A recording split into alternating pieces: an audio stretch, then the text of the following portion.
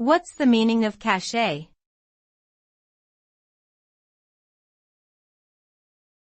Cachet.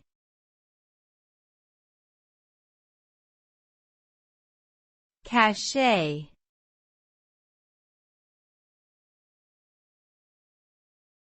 Cachet.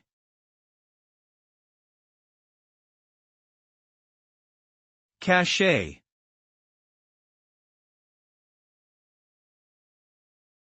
Cachet refers to the prestige or status associated with a certain person, group, or place.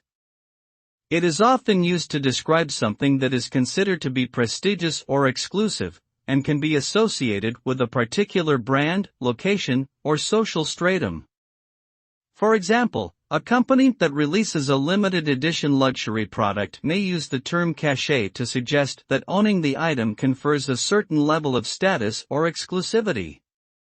In essence, cachet can be seen as a sense of social approval or admiration that is bestowed upon people, places, or things that are perceived as being particularly noteworthy or desirable.